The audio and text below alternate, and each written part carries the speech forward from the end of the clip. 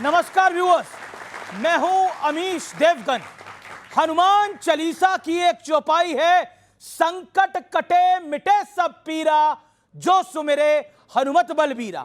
इसलिए जिन्हें पीड़ा होती है वो सीधा बागेश्वर धाम पहुंच जाते हैं अपनी पर्ची निकलवाने के लिए। और लोगों की पर्ची निकालने वाले बागेश्वर धाम के पीठाधीश्वर धीरेन्द्र कृष्ण शास्त्री जी आज खुद हमारे साथ इस मंच पे मौजूद होंगे, हमारे इस बड़े ऑडिटोरियम में। तो जोरदार तालियों के साथ स्वागत कीजिए, अभिनंदन करिए बजरंगबली के अनन्य भक्त धीरेन्द्र कृष्ण शास्त्री जी का। जोरदार तालियों के साथ अभिनंदन है। जय श्री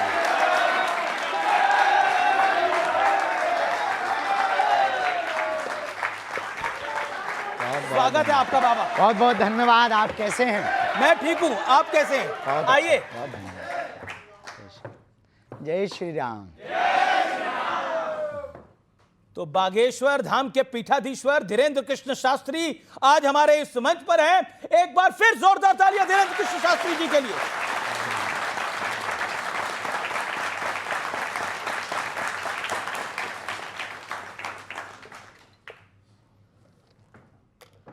आज धीरेन्द्र कृष्ण शास्त्री जी हमारे साथ हैं, जनता हमारे साथ है, और इस कार्यक्रम का नाम है सत्य, सनातन और विवाद। यह नाम आज हमने इसलिए दिया क्योंकि एक तरफ सनातन की ग्लोबल जय जयकार हो रही है और खुद धीरेन्द्र कृष्ण शास्त्री हाल ही में कई देशों में सनातन का डंका बजाकर लौटे हैं, लेकिन दूसरी तरफ एक के बाद एक कई विवाद भी सामने आ रहे हैं। एक तरफ पाकिस्तान कुछ करता है और दूसरी तरफ अमेरिका कुछ करता है।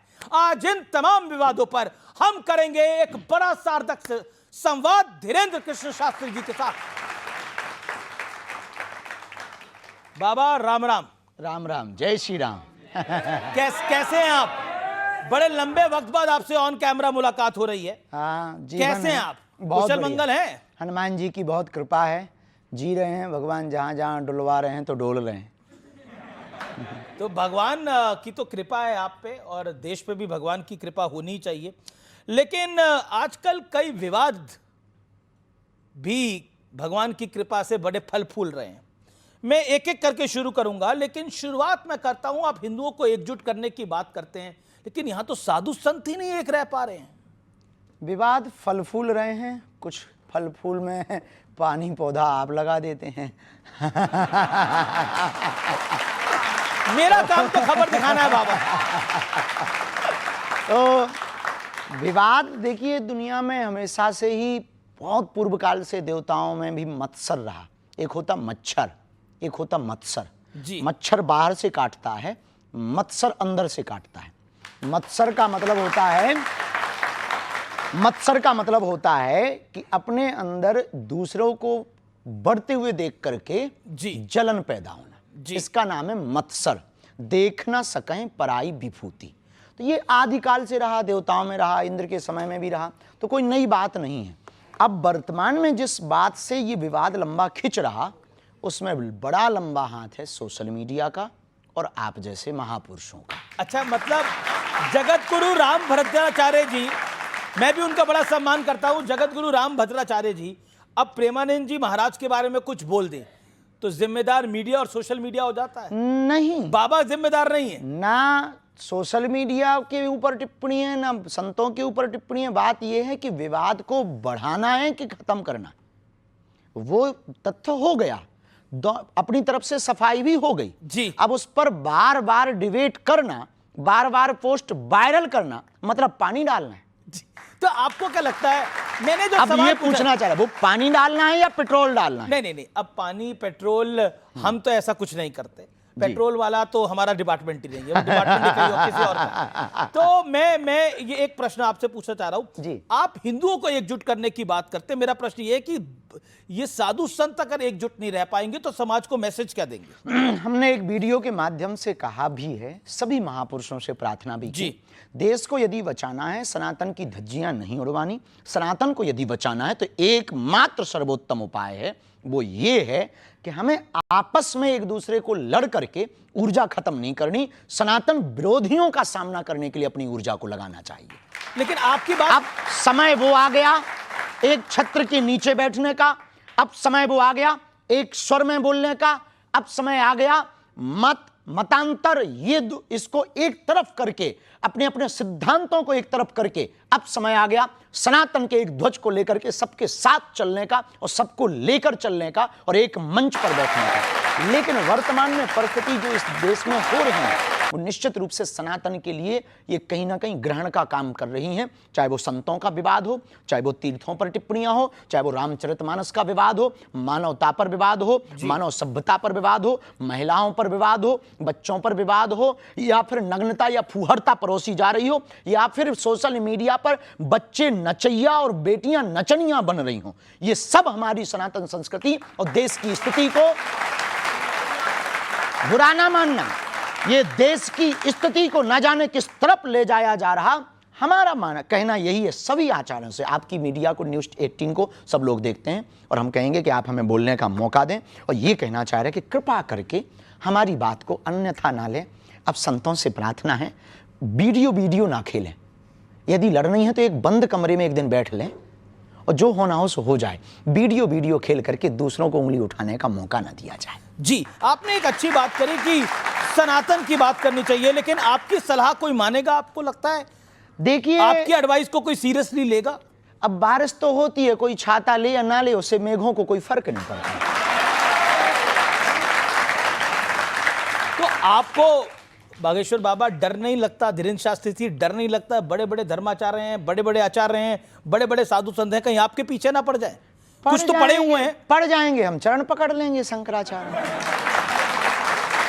और फिर इसके बाद भी वो कुछ करेंगे तो पिट लेंगे। इससे ज्यादा संतों से एक बात याद रखना, औरों से नहीं, संतों से ओनली। बाकी तो डरते तो हम किसी के बाप से नहीं है।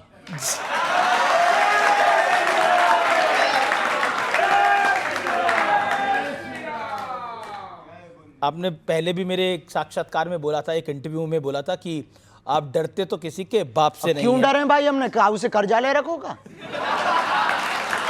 हमने किसी से कर्जा नहीं लिया, किसी की बहन बेटी के साथ गलत नहीं किया। देश के लिए जी रहे, देश के लिए मर रहे, राष्ट्र के लिए कार्य कर रहे, बेटियों का विवाह करवा रहे, भंडारा करवा रहे, हॉस्पिटल के लिए पुरुषार्थ कर रहे, कथा से लोगों के जीवन बदलने का प्रयत्न कर रहे, जन चेतना जागृति की पदयात्रा कर रहे, वैचारिक क्रांति कर रहे। अब हमने लूटा है किसी को हमने पकड़ा है या किसी को छेड़ा है या हमने तुम्हारे आपके इस जो मीडिया का जो भी जिसका हो इस पर कब्जा किया हो, तब डरे हम। देखिए, आपने लूटा तो है, सुख चैन लूटा है सनातन विरोधियों का, लूटा तो है आपने। वो लुटने योग्य ही है। जो सनातन विरोधी हैं उनका चैन लुटना ही चाहिए। जो स्वयं हम लोगों से बेचैन है वो चैन में रह सकता क्या? जी, चलिए, मेरा अगला प्रश्न है। संघ प्रमुख मोहन भागवत जी ने एक बहुत बड़ी बात कही। उन्होंने कहा कि सभी को 3 बच्चे पैदा करने चाहिए। नहीं, 4। अच्छा, 4 करने चाहिए। हाँ। अरे 3 पर इतना विवाद हो गया, उनके पीछे पड़ गए सब।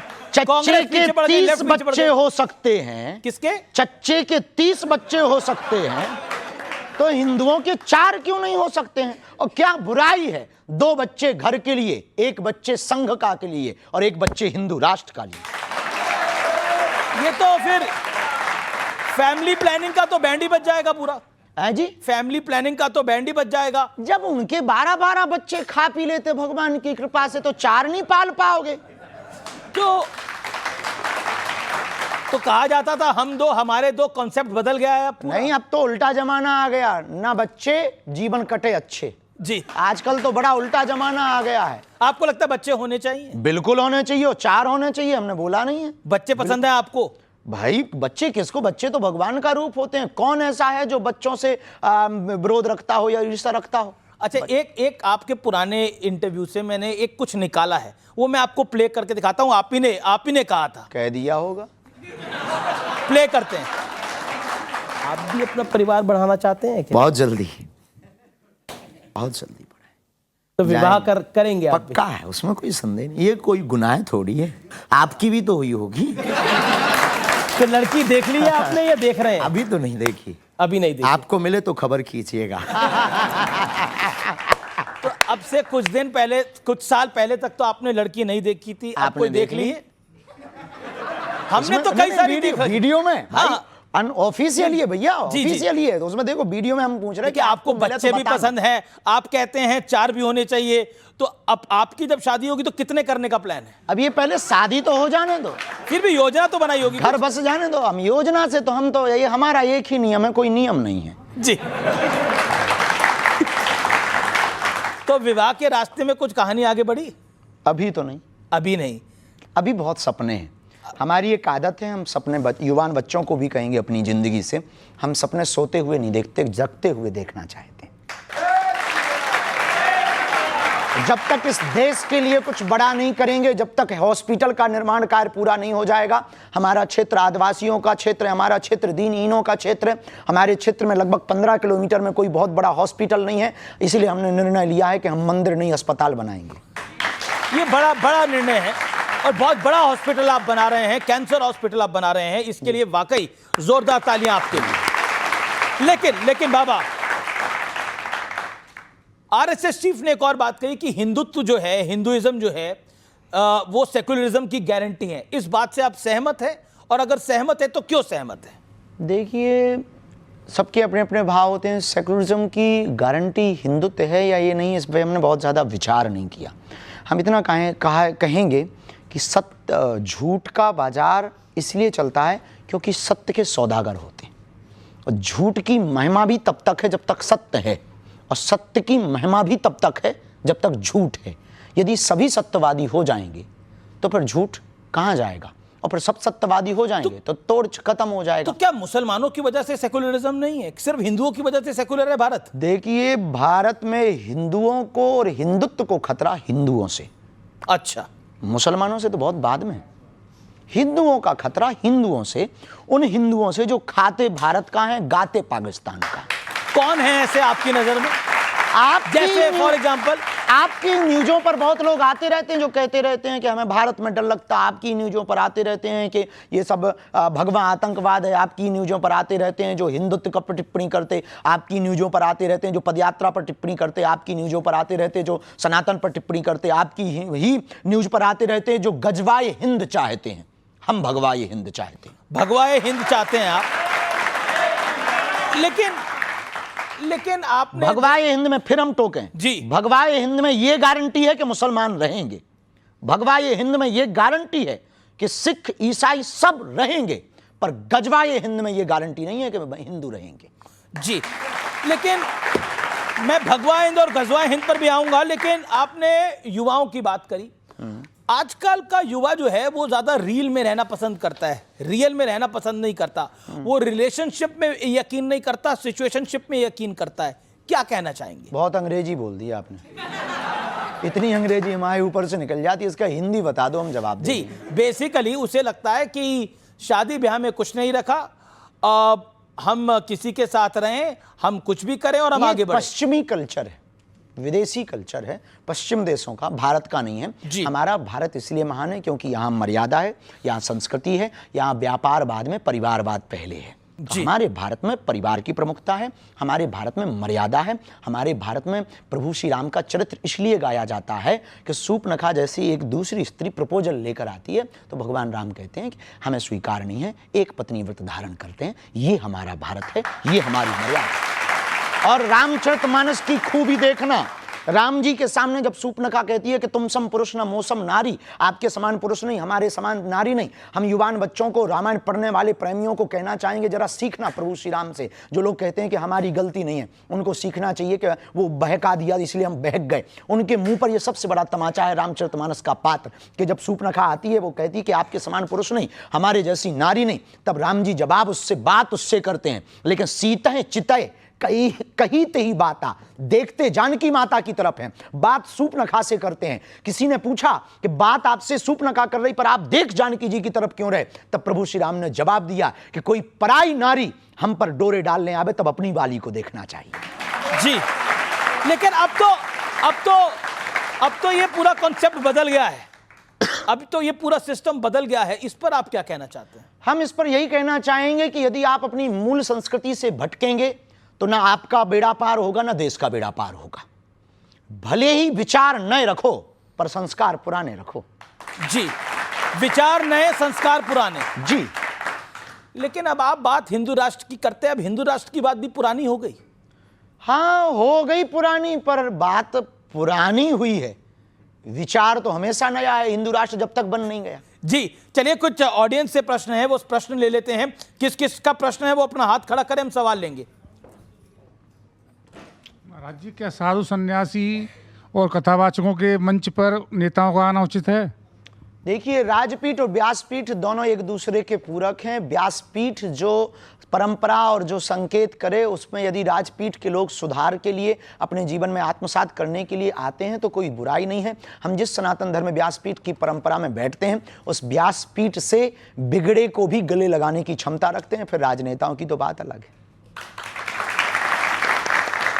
सुधारने के लिए कोई भी आ सकता है, सुधारने के लिए नया है। जी जी, व्यासपीठ ज्ञान लेने की जगह है, देने की जगह नहीं है। व्यासपीठ सनातन को चमकाने की जगह है, खुद का चेहरा चमकाने की जगह नहीं है।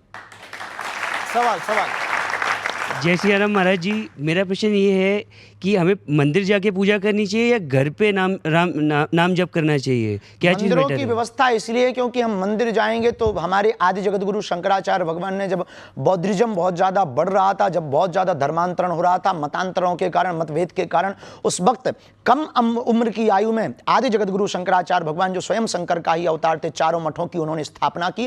मंदिरों की स्थापना करने के पीछे एकमात्र ध्येय ये था कि भगवान तो मन मंदिर में बैठा है, लेकिन ये भव्य मंदिर इसलिए बनाकर के मठ की स्थापना की कि हिंदू यहां आकर के विचार करे और अपने सनातन को बचाने के लिए एकता करे और एकजुटता में आवे। इसलिए मंदिरों में शांति, हवा सब जगह है, लेकिन जब भी आपको धूप या गर्मी लगे तब पंखा के नीचे ही हवा लगती है। ऐसे ही परमात्मा सब जगह है। जी, अगला सवाल खड़े होकर पूछिए, क्या सवाल है? सॉरी, जय श्री राम गुरु जी। जय श्री राम। आपकी जो पदयात्रा होने वाली है नवंबर में, मैं उसे ये पूछना चाह रहा हूँ, आपके उस टाइम पे असहनीय हो जाते हैं, पैरों में बहुत स्वेलिंग हो जाती है, खून भी निकलने लगता है और ये सब बहुत परेशानियों को आपको सामना करना पड़ता है, उसके बाद भी आप करते हैं, तो उससे क्या संदेश देना चाहते हैं या क्या आपका उसका मेन? बिना तप के कुछ भी प्राप्त नहीं किया जा सकता है। ये देश और दुनिया है, यहाँ पर दीपक भी तब तक उजाला नहीं दे पाता जब तक वो जलता नहीं है। जब बिना जले उजाला नहीं दे सकते हो तो बिना चले आप देश को सुधार नहीं सकते। एक सवाल, ये जो सवाल पूछा उसी से जुड़ता हुआ सवाल है मेरा। पैरों में छाले हो जाते हैं, पैरों में से खून निकलता है, मिलता क्या है बदले में? और विपक्ष गालियां ही देता है, या फिर कहें कई आपके जो विरोधी हैं वो आपको गाली ही देते हैं। क्या कहना चाहते हैं? कुछ नहीं, धन्यवाद है, सेम टू यू है उनको। अच्छा, एक आप पर आरोप है, आरोपों की झड़ी लग रही है, सवाल ले लेते हैं। क्या सवाल है आपका, बोलिए। सर, छत्तीसगढ़ बस्तर का हूँ सर। बहुत अच्छी जगह है सर, सवाल ये है कि धर्मांतरण को लेकर जो बस्तर में भोले भाले आदिवासी जो धर्मांतरण का शिकार हो रहे हैं, उसके लिए आपकी योजना क्या है सर? क्योंकि हर दूसरे दिन यात्राएं हम कर ही रहे हैं, भविष्य में छत्तीसगढ़ में रथ यात्रा करेंगे और उसकी योजना सिर्फ यही है कि हिंदू को स्वयं जगना पड़ेगा। एक अकेला धीरेन्द्र कृष्ण शास्त्री की जिम्मेदारी नहीं है भारत को हिंदू राष्ट्र बनाने की, हॉस्पिटल बनाने की या धर्मांतरण रोकने की। इस देश के प्रत्येक व्यक्ति को बाबा बागेश्वर बनना पड़ेगा, तभी भारत हिंदू राष्ट्र होगा। जी, लेकिन अब मैं आप पे, यही हमारी योजना है। आप पर एक आरोप है कि आपका पॉलिटिकल झुकाव जो है वो एक पॉलिटिकल पार्टी की तरफ है। नो, बिल्कुल भी नहीं। हमसे सब जुड़े हैं। हमसे हमारे मध्य प्रदेश के कांग्रेस के पूर्व मुख्यमंत्री कथा करवाते हैं, कमलनाथ जी। वहां के पूर्व मुख्यमंत्री रहे, उनके सुपुत्र दिग्विजय सिंह के सुपुत्र जयवर्धन जी हमारे मंचों पर आते। हमारी बहुत निजता, मैं बताता हूं ये क्यों बोला जाता है। हाँ। इसी साल फरवरी के अंदर मैं अपने जो आप पे आरोप लगता है उसको आगे बढ़ाता हूं। इसी साल फरवरी में प्रधानमंत्री नरेंद्र मोदी आपके बुलावे पर बागेश्वर धाम पहुंचे थे। उन्होंने आपको अपना छोटा भाई कहकर संबोधित करा, तो आपके विरोधी कह रहे हैं जो मोदी का छोटा भाई है वो तो संघी है। वाह, ये कोई बात हुई है कि उन्होंने छोटा भाई कह दिया तो हम संघी हो गए हैं? अब आपने हमको भाई कह दिया तो क्या हम पत्रकार हो गए हैं? ये आरोप वाले भी ना बिना खुजली के आदमी हैं।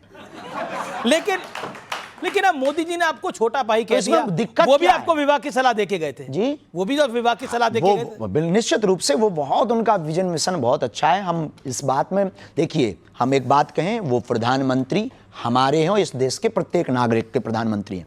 प्रधानमंत्री का कर्तव्य है प्रजा से प्यार करना जी। ये प्रधानमंत्री क्योंकि उस पद पर बैठे हैं, उनका प्रजा से प्यार करना कर्तव्य है। और हमारा एक पीठ के पीठाधीश्वर होने के नाते, एक सनातन के सिपाही होने के नाते हमारा कर्तव्य आमंत्रण देना। हमने सबको आमंत्रण दिया और आपके मंच से हम फिर कहना चाहते कि 2026 में 15 फरवरी को फिर से 300 मातृ पितृहीन हम बेटियों का विवाह करवा रहे। यदि किसी पार्टी के नेता के अंदर भाव जगे, हमारी प्रार्थना है सपा, बसपा, कांग्रेस, बीजेपी और निर्दलीय जितने दल हैं, उन सब से प्रार्थना है, उनके चीफों से प्रार्थना है, यदि आपके अंदर भाव जगे हमारा आमंत्रण स्वीकार करें।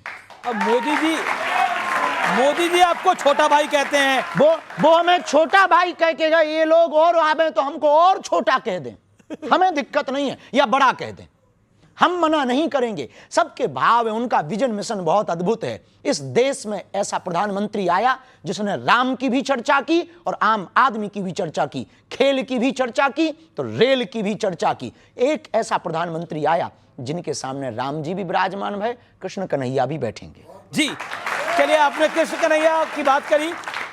मोहन भागवत ने बोला कि अयोध्या, मथुरा, काशी हिंदुओं का मूल मुद्दा है इस देश के अंदर। आप इससे सहमत हैं? हम संभल को भी जोड़ रहे हैं, संभल को भी जोड़ रहे हैं। देखिए ऐसे समझो, बिना तर्क के थोड़ी समझना है। तुम लोग ना तुरंत ताली ठोकते हो। त्रेता में राम जी प्रकट भय, बात सही है, तो अयोध्या में राम जी बैठ गए। अब आता है दूसरा युग, कौन सा? द्वापर, तो बैठेंगे कौन? फिर आएगा कलयुग, तो संभल। तो संभल में भी तो नरेंद्र मोदी हो ही आए हैं, प्रधानमंत्री तो संभल हो ही आए हैं, कल की धाम। बहुत अच्छी बात है, तो जाने में क्या दिक्कत है? वो तो देखो प्रधानमंत्री हैं देश के, वो कहे उनके पूरे देश में, वो हर गांव जा सकते हैं, कोई बुराई तो जी। हम राजनेता थोड़ी हैं कि हम टिप्पणियां करें इस पे। हम पे तो सनातन की बात पूछो भैया। अच्छा, सनातन की बात पूछने से पहले थोड़ी राजनीतिक बात पूछ लेता हूं। अखिलेश यादव का आरोप लगाया कि धीरेन्द्र शास्त्री 50 लाख रुपए लेते हैं, वो भी अंडर द टेबल। मिले नहीं है, इंतजार है कि कोई दे के जाए। हम तो कहते हैं ऊपर टेबल पे दे जाए, बाढ़ में गए अस्पताल में लगाएंगे, भंडारे में लगाएंगे, वैसे ही अभी हम कर्जा में हैं, कर्जा चुका लेंगे। आप तो साधु हैं, संत हैं, बाबा हैं, आप क्या करेंगे इतने पैसों का? हाँ, हम कुछ करेंगे नहीं, बेटियों का विवाह करेंगे। जब इस देश में नाचने वाले करोड़ों ले सकते हैं तो साधु दक्षिणा लेकर के,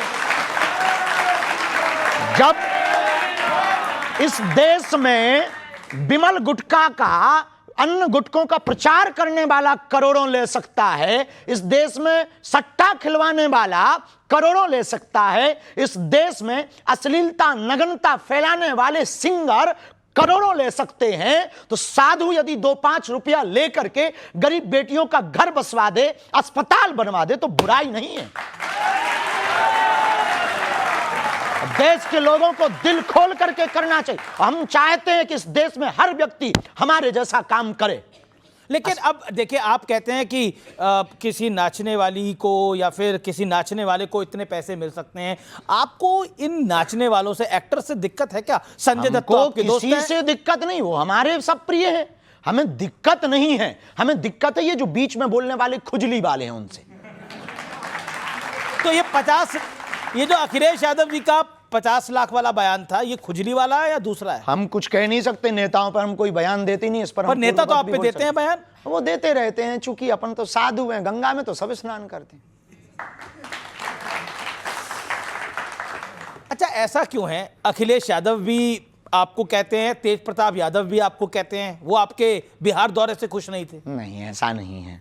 कुछ चीज़ें बड़ी बनाई जाती हैं, उनका मंतव्य बिल्कुल भी गलत नहीं होता है, और गलत होता भी हो तो हम कुछ कह भी नहीं सकते। देखो भाई, हमारे लिए सब समान है। जितने प्रधानमंत्री नरेंद्र मोदी जी प्रिय हैं, उतने ही कमलनाथ जी प्रिय हैं, उतने ही हमको अखिलेश जी भी प्रिय हैं, उतने ही तेजस्वी जी भी प्रिय हैं। हम सबके लिए साधुवाद आशीर्वाद देते हैं। भगवान ने करे उनको सद्बुद्धि मिले, और जो वो कह रहे हैं वो अपनी विचारधारा से। कई बार ना जब ब्रीफिंग फीडबैक गलत पहुंचती है तब व्यक्ति कुछ भी बोल देता। अब तुम्हारे कान में आके कह दे कि बाबा जी तो गड़बड़ है, तो हम कितने भी बढ़िया बने रहे, पर तुम्हारा कान भरने वाला इतना बोल दे तो आप उसी नज़र से तो आपके बारे में कौन कान भर रहा है? हमें नहीं है पता। अब वो जाने कि जिनके कान भरते हैं, हमें तो कोई दिक्कत ही हुई एक नहीं। काउंटर पॉइंट आता है, आप कहते हैं कि अब वो लोग क्या करते हैं, नाचने वाले क्या करते हैं, एक्टर क्या करते हैं, वो एंटरटेन करते हैं, और एंटरटेनमेंट की तो एक कीमत होती है हमेशा। हाँ देखो, वो मनोरंजन करते हैं, साधु मनोभंजन करता है। जी, दोनों में अंतर है, क्या अंतर दोनों है? में जमीन आसमान का अंतर आपकी नजर में क्या अंतर है। है? मनोरंजन से सिर्फ कुछ क्षणिक जीवन में बदलाव आता है, मनोभंजन से पूरा जीवन बदल जाता है। जैसे महात्मा प्रेमानंद, जैसे जगतगुरु पूज्य रामभद्राचार्य और अन्य संत, कई बार हम भी सुविचार देते हैं, कई बच्चे उसको सुन करके। ऐसा क्यों है कि साधु संतों की बात कई बार वो बोलना कुछ चाहते हैं, कह कुछ जाते हैं, और फिर कंट्रोवर्सी हो जाती है? आपके साथ भी अक्सर कई बार हुआ है। हमारे साथ भी होता है। देखिए, अपने हर शब्द के अर्थ के अनेक शब्द के अनेक अर्थ, शब्दा नाम अनेका अर्था, हर शब्द के अनेक अर्थ होते हैं, सबकी अपनी अपनी दृष्टि होती है। हम यहाँ खड़े हैं तो कहेगा बाबा चेहरा चमकाने आ गया, बाबा देखो मीडियाबाजी कर रहा है, बाबा को टीवी में बने रहने का बड़ा शौक है, बाबा को वायरल होने का बड़ा शौक है, बाबा तो दिल्ली में डोल रहा। कुछ लोगों का ये दर्शन है, बहुत बढ़िया है, कम से कम सनातन में कोई बोलने वाला तो है। कुछ ऐसा भी कह रहे हैं, कुछ ऐसा कह रहे हैं, अरे गुरु बहुत बेस्ट है, ये करोगे तभी सनातन बचेगा। आप कहते भी हो, करते भी हो, तो अपनी अपनी दृष्टि हो। जैसे आप हो, अब हमारी दृष्टि में आप बहुत बढ़िया पत्रकार हो, आपका वर्तमान प्रेजेंटेशन बहुत अच्छा है, और बहुत जल्दी अपने शब्दों को बदलकर सामने वालों को फंसाने की कला आप जानते हो हमारे अंदर, और सत्य बोलने की कला है, बेबाकी से बोलने की कला है। आप पिछड़ते नहीं हो। न्यूज़ 18 अपनी बात से कभी हटता नहीं है, हमें बहुत अच्छा लगा। लेकिन कुछ लोग कहते हैं वाह, अरे ये तो फलाने की मीडिया है, ये तो फलाने, कुछ लोग गोदी मीडिया कह देते। तो ये अपने अपनी दृष्टि है। आपके प्रति भी ऐसी दृष्टि रखते, हमारे प्रति भी कुछ लोग, अब कोई किसी को प्रभु श्री राम भगवान दिखाई देते, किसी रावण को राजकुमार दिखाई देते थे। तो अपना अपना चश्मा का खेल है। आपने व्हाइट चश्मा लगा रखा, कुछ लोगों ने काला लगा रखा। तो ये काले चश्मे वालों को आप मैसेज क्या देना चाहोगे? कुछ भी नहीं, भगवान तुम्हारा भला करे, भजन करो भैया। और क्या देंगे भैया, हम तो साधु जी। आदमी, हम किसी से विवाद थोड़ी करेंगे। हम तो यही कहेंगे भैया, आप विवाद सब करते नहीं, लेकिन विवाद हो जाते हैं। अब हो जाते हैं तो देखो, हम किसी विवाद, एक तो किसी को छेड़ते नहीं है, कोई छेड़े तो छोड़ते नहीं, बस सीधा सा है। अच्छा, क्योंकि आपने भगवा हिंद की बात करी, हिंदू राष्ट्र की बात करी, क्या ये सांप्रदायिक सोच नहीं है? क्या ये कट्टर सोच नहीं? वाह, गजवाए हिंद अच्छी सोच है। नहीं, उसको तो किसी ने अच्छा नहीं बोला। हाँ, तो उसी के जवाब में, काउंटर में, कि आप गजवाए हिंद मांगोगे, हम भगवाए हिंद बना देंगे। लेकिन फिर ये ध्रुवीकरण होता है इससे ना। ध्रुवीकरण वो कर रहे हैं, हम थोड़ी कर रहे हैं भाई साहब। हमें क्या लगी? अब किसी ने कहा, हमारा सीधा सा सिद्धांत है, कुछ लोग इस देश में तिरंगे में चांद देखना चाहते, हम चांद पे तिरंगा देखना चाहते।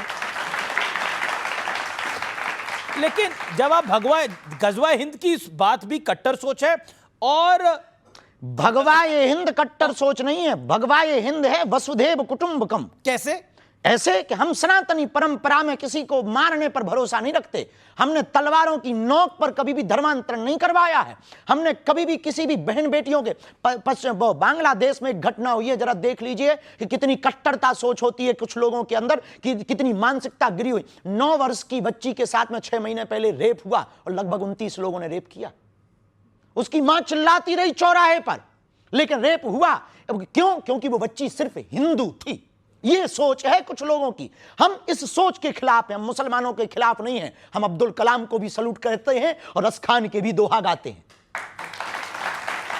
बात आती है तो हमने कभी ये नहीं कहा कि मजार है उनकी आस्था के श्रद्धा का केंद्र है। हमने कभी ये नहीं कहा कि मुसलमान इस्लाम खराब है। नहीं, सबको अपनी अपनी आस्था का पूजा करने का अधिकार है, सबको अपने ईश्वर को मनाने का अधिकार है। लेकिन आप दबाव देकर के नहीं मना सकते, आप प्रभाव देकर के नहीं मना सकते हैं। तो गजवा ये हिंद है, सर तन से कलम कर देना, ये सोच का। भगवा ये हिंद है, सबको गले लगा लेना। लेकिन विपक्षी पार्टियां तो देश का भला ही सोचती हैं, वो भी परेशान हो जाती हैं। वो कहती हैं कि ये सांप्रदायिक सोच है, और साथ में वो ये भी कहती हैं ये देश तोड़ने वाली विचारधारा है। तो दोनों देखो, पहली वाली तो हम बात मान लेंगे कि देश तोड़ने वाली विचारधारा है गजवा ये हिंद। भगवा ये हिंद तो नहीं है, ये बात हम मानने को इसलिए तैयार नहीं है। वो भगवा हिंद को भी कहते हैं कि ये देश तोड़ने वाले विचार। अब वो अपने अपने विचार हैं, क्योंकि उन्होंने पढ़ा नहीं ना जी। मेरा अगला सवाल आपसे बड़ा महत्वपूर्ण है। आपको ध्यान होगा, एक मालेगांव ब्लास्ट केस हुआ था और इसके तमाम आरोपियों को बरी कर दिया गया। तब हमारी उम्र मात्र 7-8 साल की थी। हमने बाद में आर्टिकल्स में पढ़ा, इंटरव्यू को देखा, बहुत सी न्यूज़ों को पढ़ा, कोशिश भर पढ़ते हैं, तथ्य होना चाहिए। उस वक्त विदेशी ताकतों ने सोच समझ करके एक ट्रेंड चढ़ाया था, थीम भगवा आतंकवाद, सोची समझी साजिश में, और पूरे देश में एक थीम वायरल हुई थी, भगवा आतंकवाद। लेकिन भगवान की बड़ी कृपा है, 19 साल बाद ना, 19 साल है, 2006, तो कितने साल हो गए?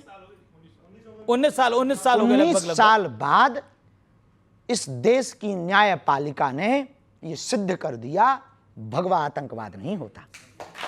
पूर्व मुख्यमंत्री हैं पृथ्वीराज चौहान, वो कहते हैं कि भगवा आतंकवाद तो नहीं होता, सही बात है, लेकिन सनातनी आतंकवाद होता है। उन्होंने अभी 2025 में यह बयान दिया है। हम उन पर कोई जवाब नहीं देंगे, नेता का जवाब दें हम। फिर भी सनातन आतंकवाद पर आपका कमेंट? अभी तक कोई हमको तथ्य मिला नहीं कि सनातन आतंकवाद किसी भी, देखिए, आतंकवाद का कोई धर्म या मजहब नहीं होता। आतंकवादी एक विचारधारा है, देश के ऊपर हिंसा करके या किसी भी जगह पर हिंसा करके अपनी बातों को मनवाना या देश की मानवीय परंपरा को खत्म करना, मानवता पर आपने बोला आतंकवाद का कोई धर्म नहीं होता, कोई भी आतंकवादी हो सकता, हम मानते हैं, पर पाकिस्तान आतंकवादी है, पाकिस्तान में आतंकवादी है, ये धर्म है जी। और पहलगाम में तो धर्म पूछ कर गोली मारी गई। पहलगाम क्यों? क्योंकि वो पाकिस्तानी थे, तब तो 9 ठिकाने अपनी सेना ने ठोके। लेकिन मुनीर के बारे में आप कहना क्या चाहते हैं? कुछ भी नहीं, झिकलेट आदमी है। क्या आदमी है? झिकलेट है वो। इसका मतलब भी समझा दीजिए। इसका अर्थ नहीं बता सकते हम, गूगल करो। झिकलेट का अर्थ आपने बता? उसका मतलब ये है, झिकलेट का मतलब ये है कि भाई बिच्छू का मंत्र जानते नहीं है, में हाथ डाल रहा है जी। लेकिन मुनीर ने जो बात बोली, जब पहलगाम आतंकी हमले से पहले उन्होंने बोला हमारा देश अलग इसलिए हुआ क्योंकि हम में और हिंदुओं में बहुत फर्क है, हमारी पद्धति अलग है, हमारा जीवन अलग है। बिल्कुल। 1947 में आपको अलग एक जगह भी दे दी, पर हमको एक बात से आज भी हमको मन में दुख है। जब 1947 में 47 में धर्म के नाम पर जगह बांट दी, तो देश में ये बच कौन गए? बताइए, धर्म के नाम पर बंटवारा हुआ कि नहीं हुआ? फिर जब धर्म के नाम पर बंटवारा हुआ तो एक बंटवारे में कमी रह गई। क्या कमी रह गई? वो ये रह गई कि फिर बिल्कुल ही यहां से सफाया कर देना चाहिए थे वहां उनके वाले, और हमारे वाले वहां से पूरे ले आने थे यहाँ। लेकिन अब तो हुआ नहीं है। अब वो तो हम नहीं थे, नहीं तो हम ऐसा करते। लेकिन ऑपरेशन सिंदूर को लेकर बहुत सारी बयानबाजी हुई, लेकिन अमिताभ बच्चन को तो आप जानते होंगे। नाम सुना है, हमारा परिचय नहीं है उनसे। उनकी धर्मपत्नी है जया बच्चन, उन्होंने बोला ये ऑपरेशन सिंदूर क्या नाम होता है? हम नहीं कह सकते उनकी बात पर, क्योंकि किसी की। पर आपको लगता है ऑपरेशन सिंदूर नाम गलत है? नहीं, उन्होंने देखिए सिंदूर उजाड़ा है तो सिंदूर नाम रख दिया, क्या गलत है? सठे साठ्यम समाचरित, शास्त्र कहता है जैसे को तैसा। ऑपरेशन महादेव बहुत अच्छा। अब इस पर भी सवाल खड़े होते हैं कि ये इस तरह के नाम क्यों रखे जाते हैं? अब कुछ लोगों को तो पहले पढ़ाया जाता था गा से गणेश, तो कुछ लोग कहते थे इससे सांप्रदायिकता फैलती है, तो फिर गा से गधा पढ़ाया जाने लगा, और गा से गणेश बंद हुआ, गा से गधा पढ़ाया जाने लगा, तब से हो गया खेल, गधे ही पैदा हो रहे हैं। अब मैं आपको बताता हूं, बाला साहब ठाकरे की जो पार्टी है, उनकी पार्टी के एक संजय हैं और संजय राउत, वो कहते हैं कि ऑपरेशन महादेव, ऑपरेशन सिंदूर जैसे नामों के जरिए धार्मिक रंग दिया जाता है। नहीं, महादेव संहार के देवता हैं और शंकर जी सबके हैं। इस दुनिया में 3000 साल पहले जी कोई भी दूसरा धर्म नहीं था सनातन को छोड़कर। अब कोई अपने बाप को बाप नहीं बोल रहा तो ये उन लोगों की गलती है। कुछ सवाल ले लेते हैं। मैं उदय शहरी, भगत, सन्यासी या इनकलाबी, तीनों में श्रेष्ठ कौन है? भक्त यानी भक्त, ऐसी बात है ना, भक्त, सन्यासी और इनकलाबी राष्ट्रप्रेमी, यही तीनों ही जो ठीक हैं। देखिए, भक्त और सन्यासी दो अलग नहीं, एक ही हैं, जैसे चीनी और शुगर, ठीक है? दोनों भक्त के बिना सन्यासी नहीं हो सकता। भक्ति के बिना सन्यासी कैसे हो सकता, और भक्ति के बिना इंकलाबी भी नहीं हो सकता। राष्ट्र की भक्ति ना हो तो वो इंकलाब जिंदाबाद कैसे बोलेगा। 2 लाइन में मैं वंदन करूंगा कि चुरा कर रंग जीवन के सत्य सनातन धर्म के मंच पे आए हैं। समय की दौड़ में हमने यहाँ कुछ पल बिताए हैं। मिलेगा साथ शास्त्री जी का हम सम्मान करते हैं। सुशोभित मंच से हम वंदन बारंबार करते हैं। जय श्री राम। राधे राधे गुरुजी। राधे राधे। मेरा आपसे ये प्रश्न है कि एक व्यक्ति के जीवन में सफलता का रहस्य क्या होता है, और एक व्यक्ति को सफल होने के लिए सिर्फ मेहनत या फिर किस्मत का भी साथ देना जरूरी होता है? सफलता पाने के लिए 3 सूत्र हैं, हमारे निजी अनुभव के सूत्र हैं। यदि वो आप पालोगे तो शायद आप सफलता पा पाओगे। सोचो, बोलो, करो।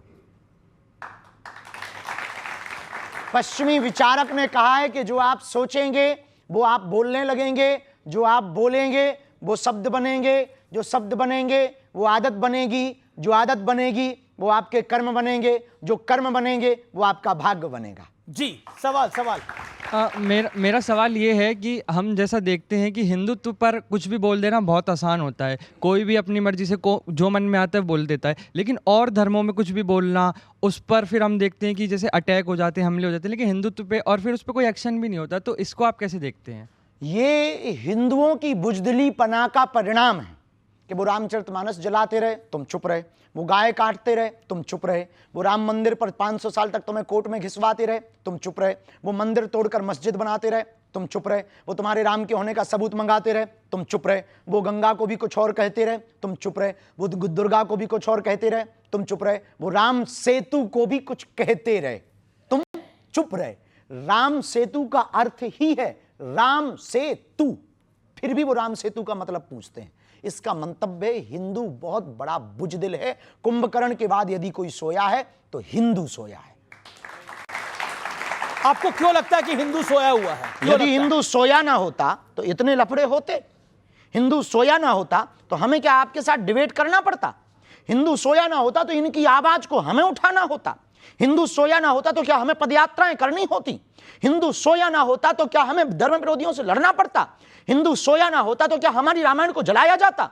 हिंदू सोया ना होता तो क्या हमारी आस्था के प्रतीक तीर्थ राम मंदिर, कृष्ण मंदिर या संबल में मंदिरों को तोड़ करके दूसरे मजहब के आस्था के केंद्र बनाए जाते? हिंदू सोया ना होता तो क्या हमारे राम को काल्पनिक कहा जाता? हिंदू सोया ना होता तो क्या द्रौपदी के ऊपर परिहास किया जाता? हिंदू सोया ना होता तो क्या हमारे प्रभु श्री राम के बारे में अनर्गल टिप्पणियां की जाती? हिंदू सोया ना होता तो क्या इस देश में गाय कटने के वूचड़ खाने होते?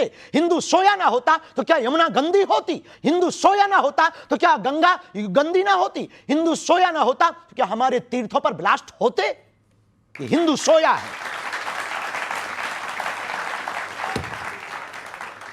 लेकिन ऐसा माना जा रहा है कि अब मोदी के शासन में आने के बाद बीते 11 साल में हिंदू में एक चेतना हुई है, राम का मंदिर भी बना। निश्चित रूप से राम मंदिर बनने के बाद और सनातनी परंपरा के लोग आने के बाद लोगों को बल मिला है। लेकिन एक अकेले प्रधानमंत्री नरेंद्र मोदी, एक अकेले बागेश्वर बाबा, एक अकेले शंकराचार्य, एक अकेले बाबा जगतगुरु रामभद्राचार्य, एक अकेले स्वामी बाबा प्रेमानंद या युवान, इन लोगों से देश का उद्धार केवल अकेले से नहीं होना है। प्रत्येक व्यक्ति को सनातन का फाइटर सिपाही बनना पड़ेगा। एक प्रश्न मेरा पूरी जनता की तरफ से, इस देश के युवा से बाबा बागेश्वर को क्या उम्मीदें हैं? संस्कार और संस्कृति और सनातन और भारत के संवर्धन की उम्मीद है। ये आपको उम्मीद है। चलिए कुछ और प्रश्न है, सवाल ले लेते हैं। हाथ खड़ा करें जो सवाल पूछना चाहते हैं। गुरुजी, आपके विचारों से हिंदू राष्ट्र में जाति आधारित भेदभाव को कैसे खत्म किया जा सकता है? जाति हो इससे कोई दिक्कत नहीं, पर जाति अभिमान नहीं होना चाहिए। भेदभाव है उसको कैसे खत्म किया जा सकता है? उसको विचारों से ही खत्म किया जा सकता है, तलवारों से तो नहीं किया जा सकता है। वैचारिक संगठन, पदयात्रा, सामाजिक समरसता के भोज व साथ ही साथ मंदिरों में बैठक व्यवस्था, अब देवालयों में बैठक व्यवस्था, जगह जगह नुक्कड़ चाय की चौकड़ी पर भेदभाव की शून्यता, विचारों को बार बार आदान प्रदान करना और सामाजिक समरसता के लिए बार बार प्रकल्प को करना, कथा को करवाना, भोजन भंडारे को करवाना और लोगों की मदद करना, दीनहीनों को गले लगाना, इससे ही जातिगत भेदभाव मिट सकता है। जी जी जी गुरु जी राधे राधे। गुरु जी ये मैं पूछना चाहता हूँ कि बाबा जी की पर्ची बड़ी या प्रेमानंद जी महाराज की भक्ति? जी, बाबा जी की पर्ची बड़ी या प्रेमानंद जी महाराज की भक्ति बड़ी है? ये आप जो है भारत पाकिस्तान का नक्शा तुम बाबाओं को लड़वाने आए हो क्या? तूने ठेका ही ले रखा है महात्माओं को लड़वाने का कि कौन बढ़िया है? ये बता, तू बढ़िया है या तेरे पिताजी बढ़िया है? अब बता, हैं? तो बस दोनों सही है। उन्होंने बोला दोनों सही है। बेटा ज्यादा खुजली हो तो हवेली पे भी आ जाना। जी सवाल ले लेते हैं। बोलो भाई। सतकोटि प्रणाम बाबा। खुश रहो। मेरा सवाल आपसे ये है कि आपने बोला कि विचार नए होने चाहिए लेकिन संस्कार पुराने होने चाहिए, लेकिन संस्कारों के नाम पे जो महिलाओं के साथ इतने सदियों से गलत होता आया है, उनको घर से नहीं निकलने दिया जाता है, उनको नौकरियां नहीं करने दी जाती हैं और सारे संस्कारों का बोझ सिर्फ महिलाओं पे दे दिया जाता है। सनातन के लोगों ने नहीं किया, इस देश की बुद्धिहीन लोगों ने किया है। इस देश में कुछ लोगों को सेकुलरिज्म का कीड़ा काटता और राजनीति का कीड़ा काटता, उन्होंने मतभेद किया है। हमारे सनातन ने तो महिलाओं को पीछे नहीं, बगल में नहीं, आगे रखा है। हम जब भी भगवान का नाम लेते हैं तो राम सीता नहीं कहते, सीताराम कहते हैं। हम जब भी भगवान का नाम लेते हैं तो श्याम राधे नहीं कहते, राधे श्याम कहते हैं। हमारे सनातन में तो मातृ शक्ति को यत्र नार्यस्तु पूज्यन्ते रमन्ते तत्र देवता, जहां नारी की पूजा है वहां देवता वास करते हैं। हमारे सनातन में लिखा, नारी निंदा मत करो, नारी रतन खदान, नारी से नर उपजे ध्रुव प्रहलाद समान। जी, तो हमारे सनातन धर्म ने, हमारी सनातनी परंपरा ने, हमारे वेदों ने, हमारे ऋषियों ने कभी भी मातृ शक्ति का अनादर नहीं किया, उनको सबसे आगे बैठाया है। बिना शक्ति के शिव भी अधूरे हैं। ये कुछ इस देश में कुठाराघात, इस देश को बिगाड़ने और पुरुष स्त्री के बीच में भेद करने वाले कुछ बुद्धिहीन लोगों ने ये भेद फैलाए हैं। हमारे सनातन में ये भेद नहीं। महाराज जी मेरा प्रश्न ये था, जिस प्रकार आपकी रुचि जिस प्रकार बजरंगबली में, उसी प्रकार से हम अपनी रुचि कैसे अपने इष्ट में लाएं और किस प्रकार नाम में रुचि और प्रीति बढ़ाएं? देखिए, भगवान के प्रति रुचि बढ़ाने के लिए उनके निरंतर महापुरुषों की वाणियों से उनकी कथाओं को श्रवण करना, उनकी लीलाओं को श्रवण करना, उस पर चिंतन करना, उसको अनुभव और महसूस करना। जब छोटी छोटी बातों में आप सजगता ले आएंगे, महसूस करने लगेंगे, तो आपको लगेगा कि आपका नाम जप में रटन लग गई है और आप आज जपा जप विधि में आ जाएंगे। अनवरत आपके जिह्वा से नाम जप चलने लगेगा और जब आप प्रेमास्पद में भर जाएंगे। स्वामी रामकृष्ण परमहंस जी से यही प्रश्न किसी ने किया कि हमको भगवान को पाना है, आप उपाय बताओ। उन्होंने कहा कल आना। वो बेचारा कल चला गया। बोले नदी चल, वो बेचारा नदी चला गया। अब परमहंस जी नदी में कूद गए। अब बोले तू भी आ जा। तो सीधा साधा आदमी रहा होगा तुम्हारे जैसा, नदी में कूद गया। वो जैसे ही वो नदी में कूदा, वो ऊपर चढ़ बैठे, सिर पे बैठ गए। अब वो फड़फड़ाने लगा पानी में, क्योंकि सांस नहीं ले पा रहा। जब थोड़ी देर बाद रामकृष्ण परमहंस जी ने छोड़ा तो उसने पूछा कि ये क्या था? हमें तो पागल पहले लग रहे थे, अब कन्फर्म हो गया। बोला हम पागल नहीं है, तूने पूछा भगवान को कैसे पाएंगे तो उसका उपाय बताया। बोले ये थोड़ी उपाय है कि नदी में डुबाओ। बोले जिस प्रकार तू नदी में श्वास लेने के लिए तड़प रहा था, ऐसे ही तड़प जब तू परमात्मा के लिए अंदर ले आएगा तो परमात्मा की प्राप्ति होगी। तड़प को बढ़ाने के लिए प्रेम बहुत ज़्यादा जरूरी है। तड़प को बढ़ाने के लिए उनकी लीलाएं सुनना बहुत ज़्यादा जरूरी है। तड़प को बढ़ाने के लिए महापुरुषों के चरित्रों को, जीवन को देखना बहुत ज़्यादा जरूरी है। तो नाम पर भी निष्ठा होगी, भगवान पर भी निष्ठा। आपने प्रेम की बात करी, तड़प की बात करी। ये युवा पीढ़ी के लिए सवाल है, आपकी नज़र में प्रेम क्या है, प्यार क्या है, लव क्या है? देखिए, अब लव का हमें पता नहीं, प्रेम का पता है। आजकल लव के बहुत से अर्थ हैं। प्रेम का मतलब है समर्पित हो जाना। प्रेम का मतलब है, बिंदु जी की एक बहुत अच्छी लाइनें थी, मैं अगर देखूं तो देखूं मगर तुम ना मुझको देखना, तुमने अगर देखा तो फिर मगरूर हो जाऊंगा मैं अगर चाहूं तो चाहूं मगर तुम ना मुझको चाहना, तुमने अगर चाहा तो फिर प्रेमी नहीं मजदूर हो जाऊंगा मैं।